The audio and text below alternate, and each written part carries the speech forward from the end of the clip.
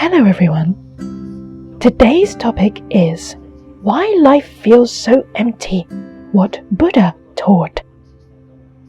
There are certainly times in life when all just seems so meaningless. Sometimes you might find yourself wondering, why am I even doing this? Is there even any meaning in how I'm spending each day of my life? What am I even living for in the first place? Why do I have to struggle so hard just to keep on going? You're certainly not the only one. Everybody struggles with these doubts sometimes.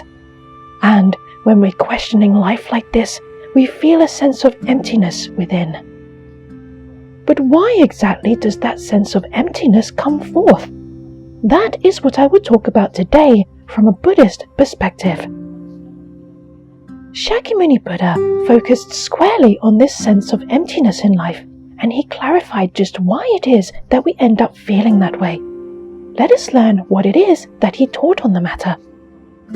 Today's topics are 1. Emptiness is our default emotion. 2. Life is a journey. 3. When I die, I die. Everyone has times when they feel like life is meaningless. Mothers are known to experience empty nest syndrome once they've finished raising their children. The name empty nest syndrome comes from the image of a bird's nest being empty after the chicks mature and leave. What this means then is that when their children grow up and move out, mothers suddenly find they no longer have to worry about waking their children, preparing meals for them, or having any hand in taking care of their children at all, which can leave them feeling a sense of emptiness. For so many years, their entire focus had been on their children, and so the departure of those children abruptly deprives them of their long-held role of caregiver, leading to them feeling lost and without purpose. The feeling can be so intense, it's like there's a hole in one's heart.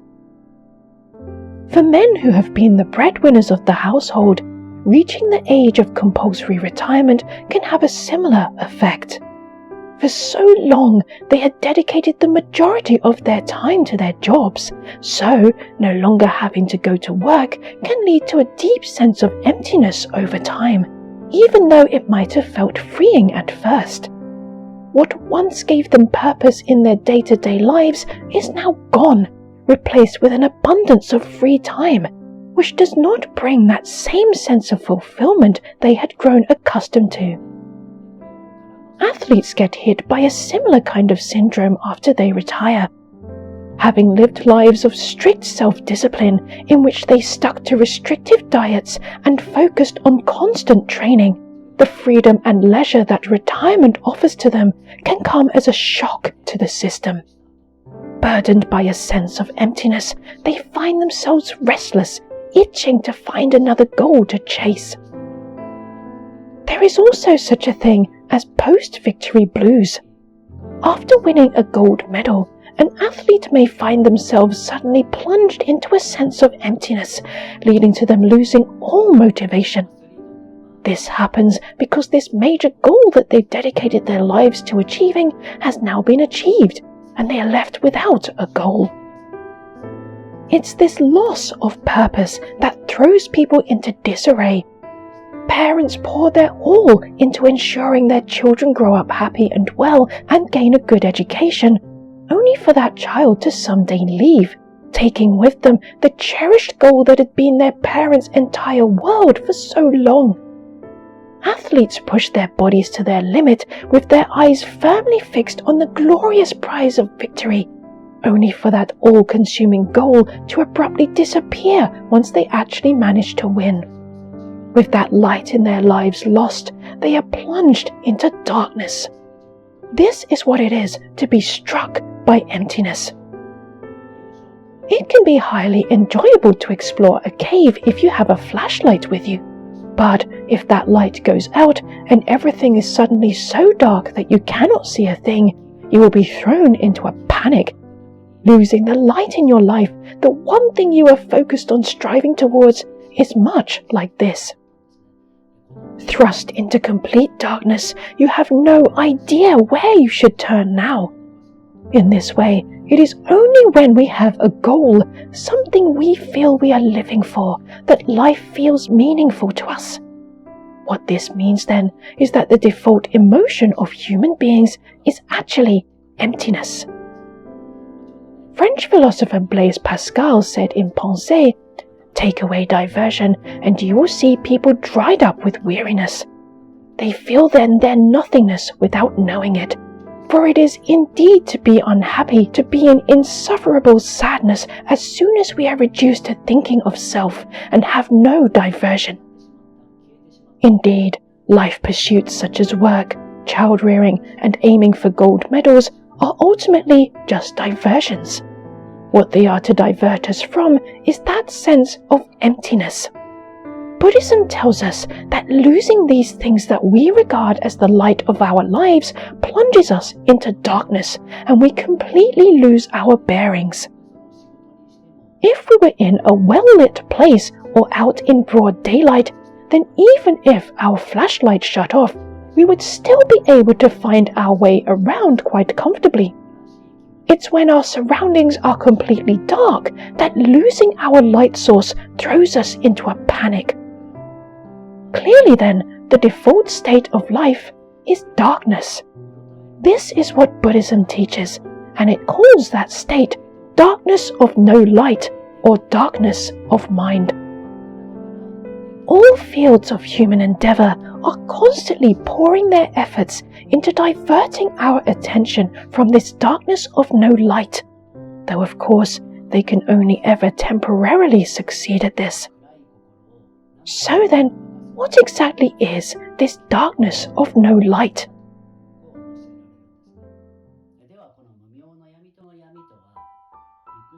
The darkness of no light means ignorance regarding our inevitable destination.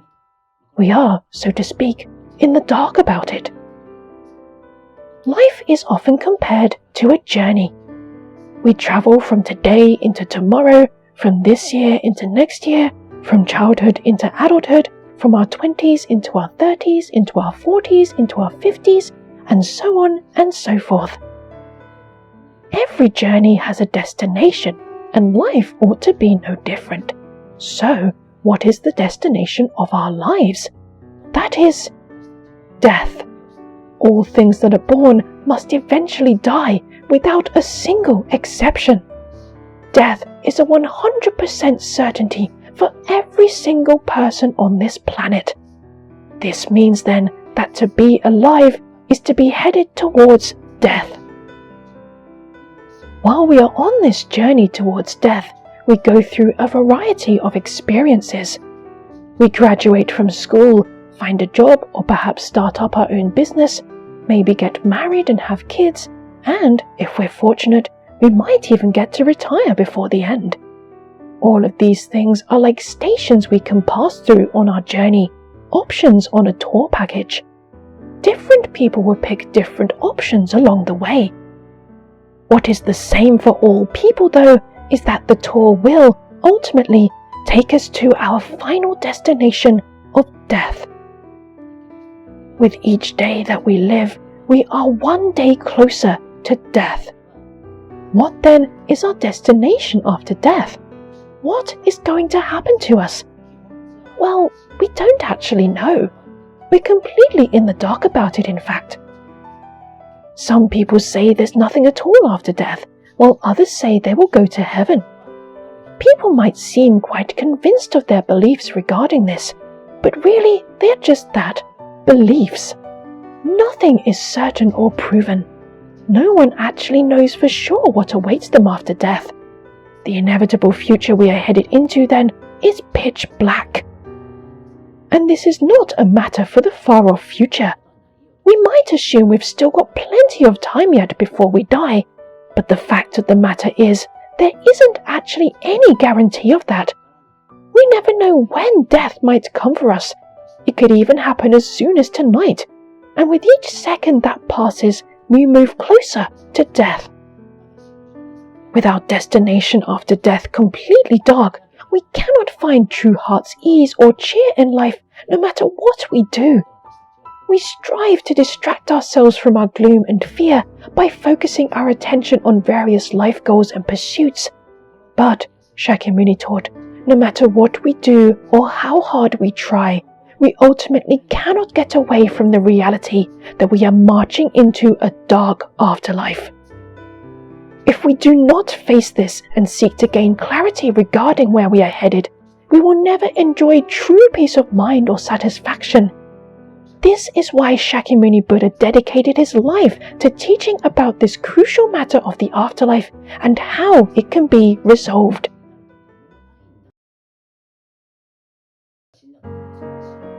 Most people seem to be under the impression that there's no real need to think about death, with many taking on a dismissive, when I die, I die kind of attitude. Everyone has to die in the end anyway, they shrug, so really, what's the use in worrying about it? But actually, we might not be as capable of brushing aside death as we think. Let's take a look at some examples of things we do worry about in our day-to-day lives to see what I mean. Coronavirus, cancer, AIDS, nuclear war, earthquakes, tsunamis, economic struggles. These are just some of the many things we fret about.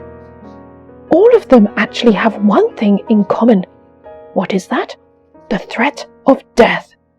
All of these have the potential to kill us or lead to our deaths, and that is why they are so frightening. Economic struggles too? Well, yes. We need to earn enough money to pay for essentials like food. There have been cases of people starving to death because they have ended up in financial difficulty. People may also feel driven to suicide if they find their wages no longer cover basic necessities like rent and other bills. As for earthquakes, if a large earthquake suddenly strikes, it can easily have deadly consequences, bringing buildings down on top of people and potentially causing an avalanche or tsunami, which can bury or drown people. Nuclear power plants are also a worry because of the various dangers they pose to our lives, with the potential for explosions and radioactive contamination. But even if we manage not to be killed by any of these things, death is still something we will have to face eventually. Life can be compared to a canoe boat ride on harsh rapids with a waterfall at the end. On the way, we try our best to steer around various obstacles, since crashing into them will cause our boat to overturn. These include illnesses, recessions, earthquakes, and other such life difficulties, and these come one after another. Overcoming these brings us a sense of relief and enables us to live on another day. However, even if our journey does not abruptly end with a collision, what is waiting for us at the very end is a waterfall.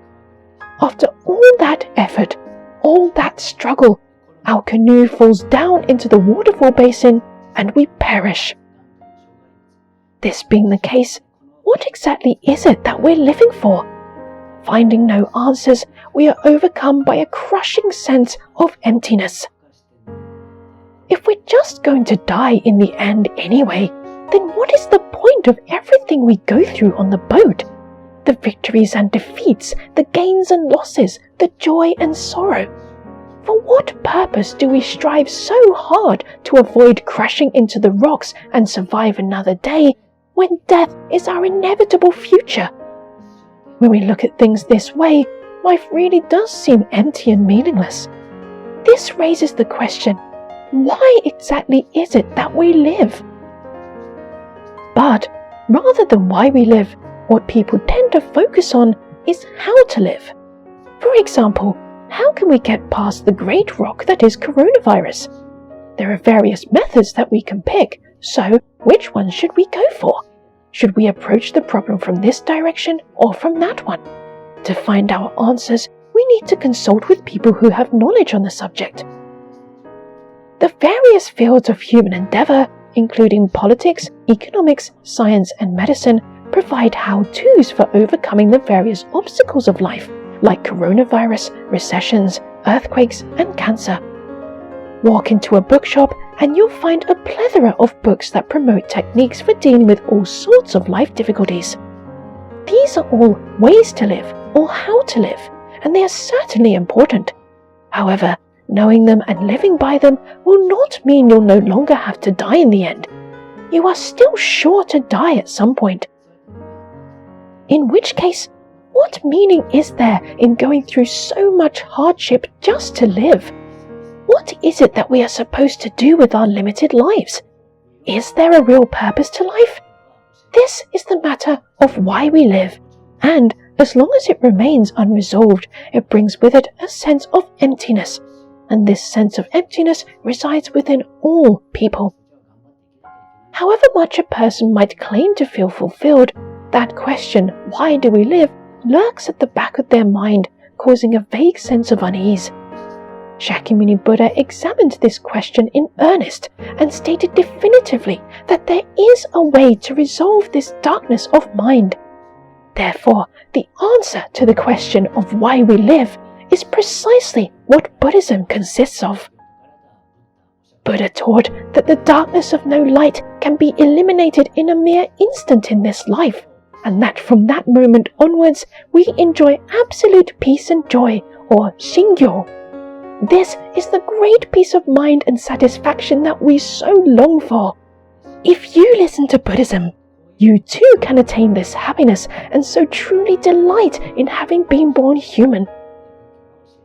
On this channel, I explain what exactly shingyo is through a variety of different topics. So, if you would like to learn more, I'd be delighted if you'd subscribe to my channel. Thank you for watching this video.